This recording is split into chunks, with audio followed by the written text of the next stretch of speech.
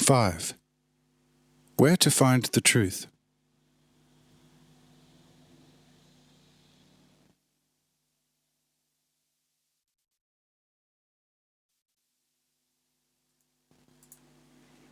I said, "Friend, if you have lost something, and you then seek it in a foreign place where you have lost nothing, and stop there.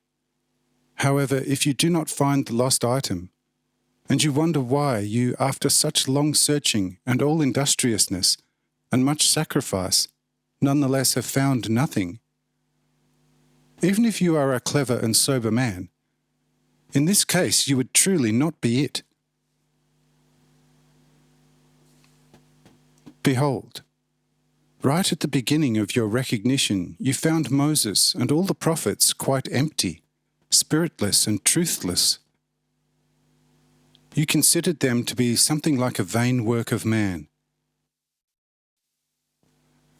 You had never even taken the time to look into the spirit of the Scriptures.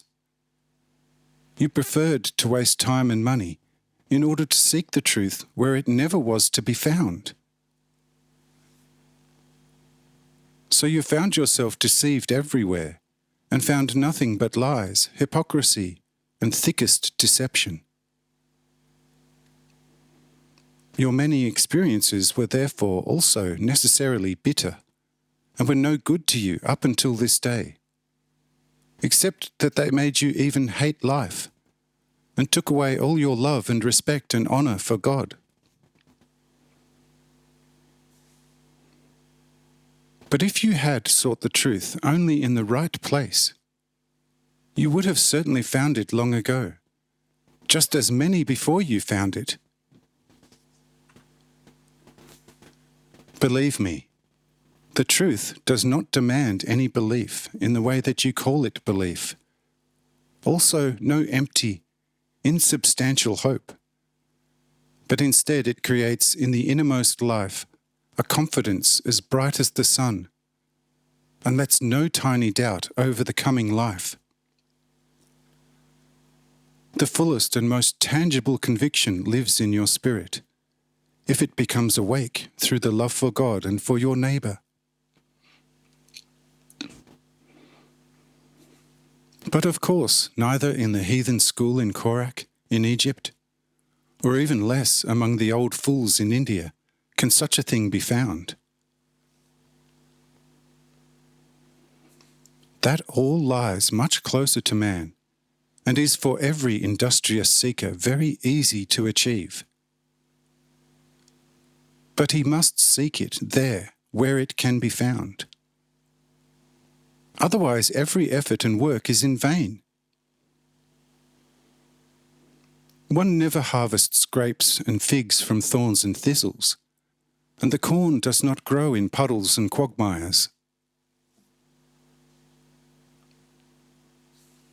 You also said that you owe God neither love, nor fear, nor even thanks, and that you have never asked Him to give you existence. If your spirit were already awake, it would certainly have shown you what you owe God, the Father of all people. Your flesh and your blood know truly just as little of it as your tunic knows when you are hungry. Here, at this table, however, you will find a certain Philippold from Cain in Samaria. He thought just like you several weeks ago, and his words resembled yours too. Discuss with him, and you will come into some light. But then I would like to give you the right light, and it will then be seen whether God is worth any true and faithful love from you or not. But there opposite me sits the man with whom you should talk. Go over and follow my advice. He will certainly do you more good than the school at Korak.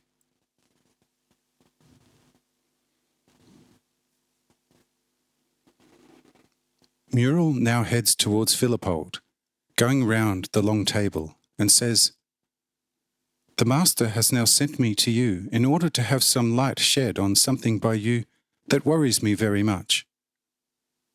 Tell me therefore something good and true,